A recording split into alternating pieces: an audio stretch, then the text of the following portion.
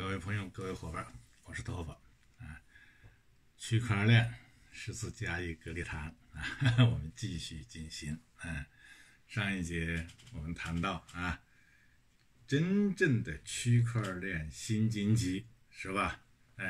是在精神世界中啊，在人的精神世界中来创造财富啊，而且呢，谈到了这个中国那老百姓都很多人都知道了两个现象啊，像李佳琦呀、李子柒呀，他们呢是一个什么呢？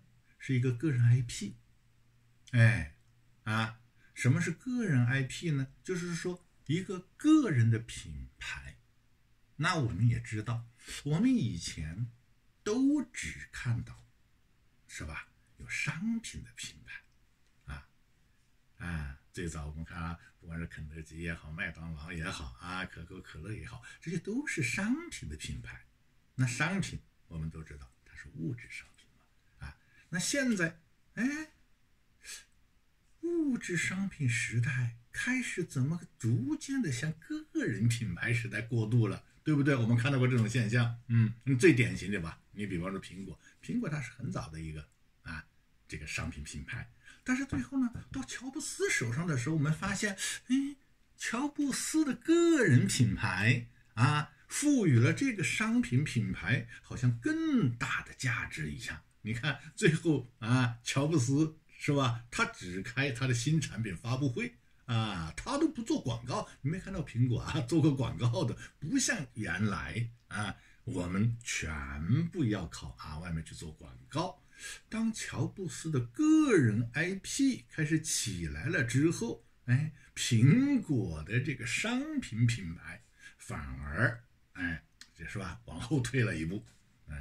那今天我们看到的李佳琦现象、李子柒现象，还有所有的什么网红现象、大 V 现象，这是以前从来都没有的。这是什么现象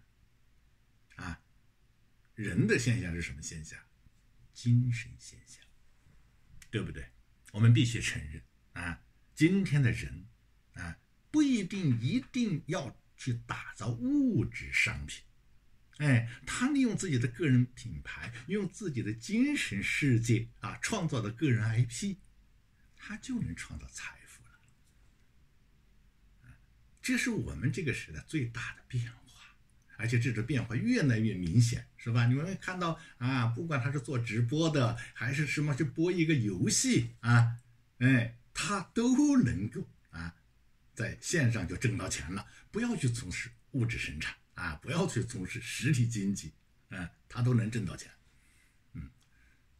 这种现象就说明人类社会已经在开始进入一个新的阶段。至少我们看到就是越来越多精神层面的东西你像以前那只能说极少数人能享有，比方说我们的作家、艺术家、画家、音乐家，是吧？他能成家，那就是说是极少数。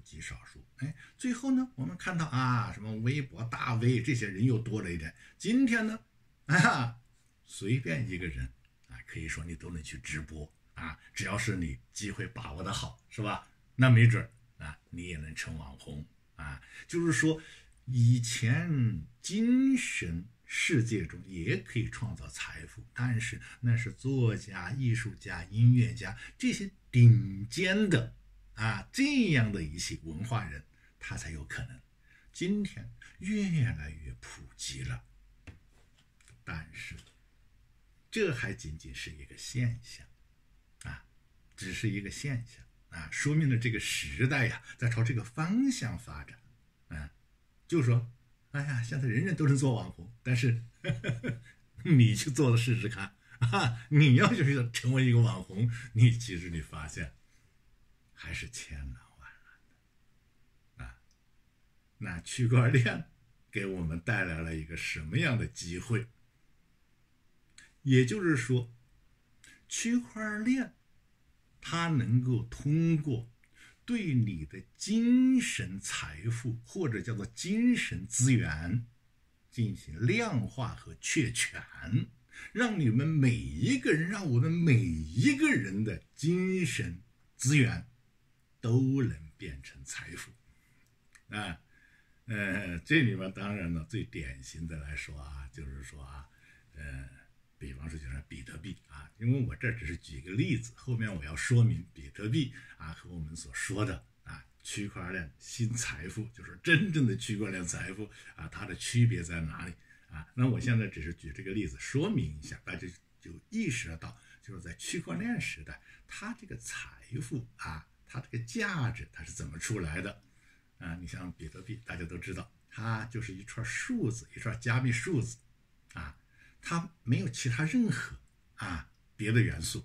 你要说这串数字是怎么出来的呢？这串数字呢是通过一个游戏，一个区块链游戏把它创造出来的。怎么创造出的这串数字呢？也就是说我们玩一个这个算力游戏，谁计算这个数学题谁计算这个数学题记得快，我就给他一串数字作为奖励。这串数字就是比特币。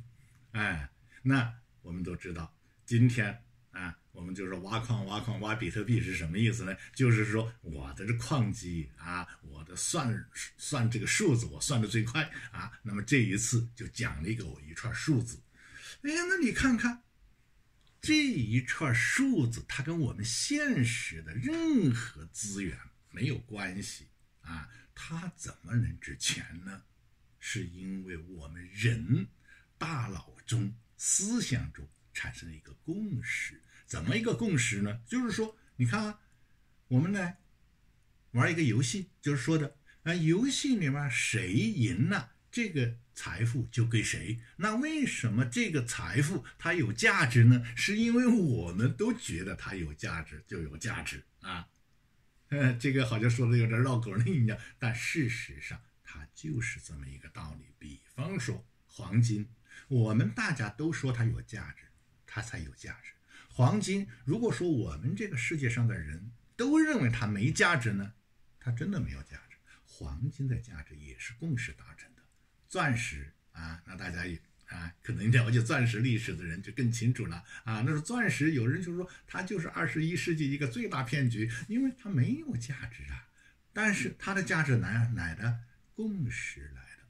好，区块链在比特币的这个身上以及现在还有不少的数字币的身上，充分的体现了只要人们有共识，对这个价值有共识，它就在市场上会有价格。当然了，我已经说过前面这个共识实际上是很主观的，也是很脆弱的。我可以说它值100万我也可以说它值100元这是我们后面要谈的。但我现在要确定的一点，跟大家交流的一点就是呢，因为区块链有这么样的一个特性，是吧？我能够量化你的精神资源，我还可以确权，就是说这个精神资源是属于托佛还属于张三它不属于李四我能确权下来。所以让我们每一个草根百姓把自己的精神资源变为财富，成了可能每一个人前面讲到了网红很多，但不是每一个人，你很多人做不了网红。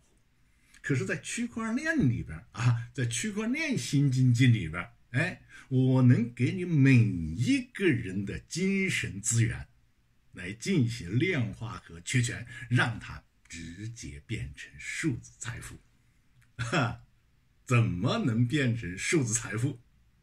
我们下一节接着讲。谢谢大家。